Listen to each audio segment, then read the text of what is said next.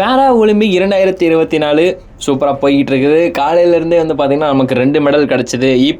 இன்னைக்கு நைட்டு மேட்சோட, அதாவது உமன்ஸ் சிங்கிள் பேட்மிண்டனில் சேர்த்து இன்னைக்கு மட்டும் 3 மெடல் இந்தியாவுக்கு கிடச்சிருக்குது. அதுவும் முக்கியமாக பார்த்தீங்கன்னா இவங்க கொஞ்சம் ஸ்பெஷல் இந்த பிளேயரை பார்க்க போகிறது. ஏன்னா இவங்க தமிழ்நாட்டில் இருந்து போனவங்க, துளசிமதி முருகேசன். ஸோ அவங்க பார்த்தீங்கன்னா தமிழ்நாட்டை சேர்ந்த ஒரு பேரா அத்லட். கிட்டத்தட்ட இவங்க ஆரம்பகட்ட காலத்துலேருந்தே இவங்களோட மேட்சஸ் எல்லாமே டஃப் அண்ட் ஈஸியாக அப்பப்போன்னு சொல்லி போயிட்டு இருந்தது. பட் இந்த தடவை இந்த ஃபைனல் மேட்சை பொறுத்த வரைக்கும் பார்த்தீங்கன்னா இந்த செட் கணக்கில் கொஞ்சம் கஷ்டமாக தான் இருந்திருக்குது. ஸ்டார்டிங்கில் இவங்களோட ஆதிக்கம் இருந்தாலும் எண்ட் ஆஃப் த டே பார்த்தீங்கன்னா சீனாவுக்கு எதிராக இவங்க ஆடி இருக்கிறாங்க. ஸோ யாங் அப்படின்ற ஒருத்தவங்களோட யாங் பார்த்தீங்கன்னா ஸ்டார்டிங் கொஞ்சம் சொதப்பியிருந்தாலும் அடுத்து எண்டிங்கில் அவங்க ஒரு ஃபயர் பிடிச்சிட்டாங்க. ஸோ இந்த தடவை நமக்கு சில்வர் கிடச்சிருக்குது. முக்கியமாக நம்ம தமிழ்நாட்டு பிளேயர் சில்வர் மெடல் அடிச்சிருக்கிறாங்க அப்படின்றது ரொம்ப பெருமையான ஒரு விஷயமா இருக்குது. ஸோ அவங்களுக்கு ஒரு மிகப்பெரிய ஒரு கங்க்ராச்சுலேஷன் சொல்லிக்கலாம் நம்ம ஹவுஸ் ஆட் சார்பாக.